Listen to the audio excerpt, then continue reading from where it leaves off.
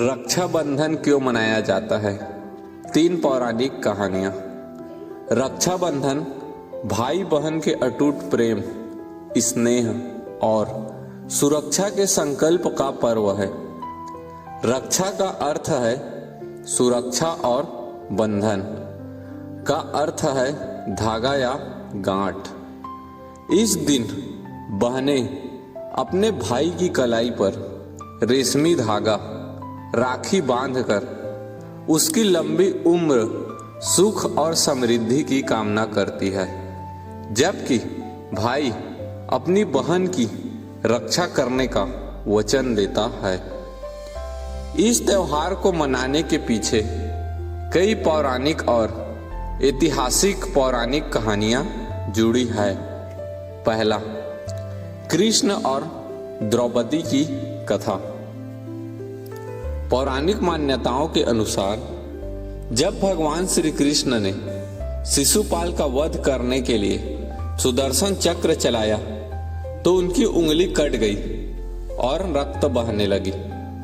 यह देखकर द्रौपदी ने बिना पल गंवाए अपनी साड़ी का आंचल फाड़कर कृष्ण की उंगली पर बांध दिया। श्री कृष्ण ने द्रौपदी के इस प्रेम से प्रभावित होकर उन्हें अपनी बहन स्वीकार किया और हर संकट में रक्षा करने का वचन दिया।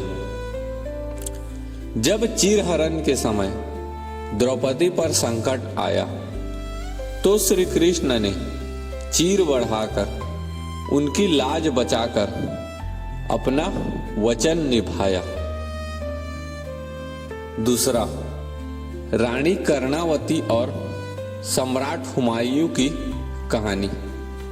ऐतिहासिक संदर्भ में चित्तौड़ की रानी कर्णावती जब अपने राज्य को गुजरात के शासक बहादुर शाह के आक्रमण से बचाने में असमर्थ थी, तब उन्होंने मुगल सम्राट हुमायूं को रक्षा सूत्र राखी भेजा।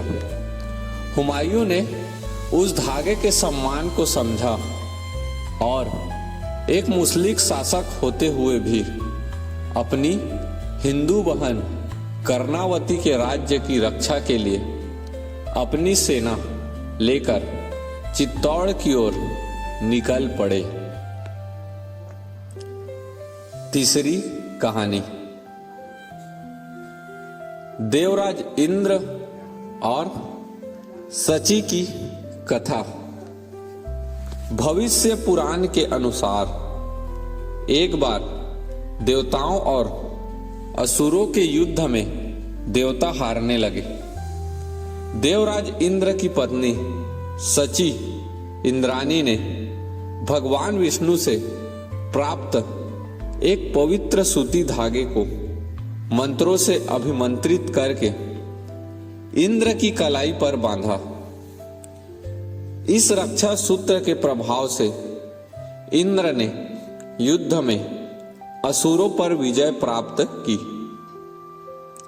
प्राचीन काल में केवल भाई बहन ही नहीं बल्कि युद्ध पर जाते समय वीर पुरुषों के विजय और रक्षा के लिए भी रक्षा सूत्र बांधा जाता था। यह पर्व केवल एक धागा बांधने की रस्म नहीं बल्कि रिश्तों में मिठास, त्याग और एक दूसरे के प्रति समर्पण का प्रतीक है।